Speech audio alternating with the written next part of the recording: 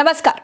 भारत के प्रधानमंत्री नरेंद्र मोदी 22 अप्रैल यानी मंगलवार दोपहर बाद सऊदी अरब के 2 दिवसीय दौरे पर जेद्दा पहुंचते हैं। शाम होते ही जम्मू कश्मीर के पहलगाम में आतंकी हमले की खबर आई। सरकार की तरफ से शुरू में इस हमले में मारे जाने वालों की कोई संख्या नहीं बताई गई थी, लेकिन रात होते होते 26 लोगों की मौत की रिपोर्ट आने लगी। मोदी ने सऊदी से हमले की निंदा की और जिम्मेदार लोगों को सजा देने की बात दोहराई थी। रात के 11 बजे ही थे कि खबर आई कि पीएम मोदी सऊदी अरब का दौरा बीच में ही छोड़कर स्वदेश लौट रहे हैं। प्रधानमंत्री ने सऊदी अरब के आधिकारिक डिनर में शामिल होने के बजाय वापस आने का फैसला किया। सुबह होते ही पीएम मोदी दिल्ली आ गए। हमले का जो समय है वो महज इत्तेफाक नहीं है। 2 बातें बहुत अहम थी। पहली बात यह कि मोदी सऊदी अरब में थे, वो जमीन जो पाकिस्तान को पैसे देती है। दूसरी ये कि अमेरिका के उपराष्ट्रपति भारत में थे, क्योंकि भारत के बारे में भारत से ज्यादा विदेशी जानकारी रखते हैं। भारत की सिक्योरिटी एजेंसीज को यह तक नहीं मालूम है कि पहलगाम में आतंकी हमला हो सकता है, जबकि बच्चा बच्चा जानता है कि आतंकी भीड़ वाली जगहों पर ही बम रखते हैं। खैर दोस्तों, ब्रिटिश पत्रिका द इकोनॉमिस्ट ने अपने एक रिपोर्ट में लिखा है कि भारतीय सेना के पूर्व अधिकारियों का मानना है कि इस हमले की साजिश रचने वाले चाहते थे कि कश्मीर को लेकर अंतर्राष्ट्रीय स्तर पर ध्यान आकर्षित किया जाए। इसलिए हमला तब किया गया जब अमेरिकी उपराष्ट्रपति जेडी वेंस भारत के दौरे पर थे और पीएम मोदी सऊदी अरब के दौरे पर थे। इनका यह भी कहना है कि हमले को इस रूप में डिजाइन किया गया था कि कश्मीर को टूरिस्ट इंडस्ट्री के रूप में कमजोर किया जाए। इससे पहले भी हिंदू तीर्थ यात्रियों पर हमला किया गया था। जून 2024 में एक बस पर हमला हुआ था जिसमें हिंदू तीर्थ यात्री सवार थे। हमले का मेन मकसद कश्मीर में हिंदू आबादी को आने से रोकना है।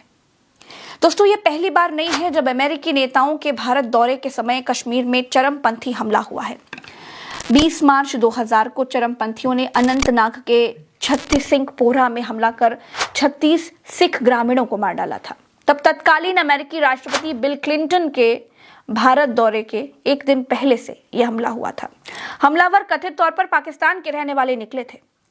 भारत के तत्कालीन प्रधानमंत्री अटल बिहारी वाजपेयी ने हमले की कड़ी निंदा करते हुए इसके लिए सीधे तौर पर पाकिस्तान को दोषी ठहराया था।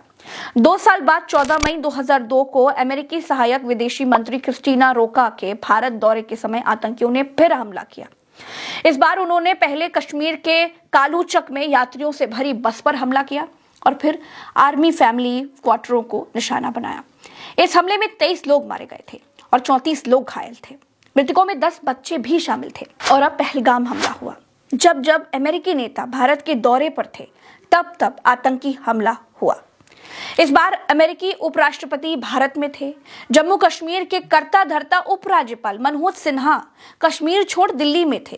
प्रधानमंत्री देश छोड़ सऊदी अरब में थे और गृह मंत्री जी क्या ही कहें, वो सिर्फ मुसलमानों के लिए गृह मंत्री बने हैं या देश के लिए या सिर्फ हिंदू मुसलमान करने के लिए, समझ ही नहीं आता।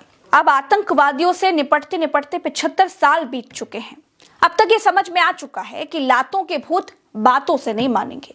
अब आतंकवादियों पर कार्रवाई करने के लिए भारत को पीओके से आतंकवादियों के टेंट उखाड़ने होंगे।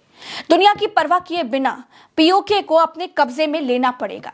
जब दुनिया के देश दुनिया वालों की परवाह नहीं करते तो फिर हम दुनिया के देशों की परवाह क्यों करें? हम पाकिस्तानी आतंकियों का सफाया तभी कर सकते हैं जब मोदी ने वाकई सेना को मजबूत किया हो, जब हमारे पास लड़ने के सारे संसाधन हो। अगर रैलियों के मंचों से सिर्फ गाल बजाए हैं, पाकिस्तान पर हमला नहीं हो सकता। और अगर भारत को वाकई मजबूत बनाया है तो भारत को पाकिस्तान में घुसकर आतंकियों को चुन चुन कर मारना होगा। पाकिस्तान की आने वाली पीढ़ियों को यह बताना होगा कि भारत क्या चीज है। अगर भारत को दहलाने के लिए पाकिस्तान की जमीन का इस्तेमाल हुआ तो भारत पाकिस्तान के परखच्चे उड़ा देगा। यह संदेश जाना चाहिए। दोस्तों, इस वीडियो में इतना ही।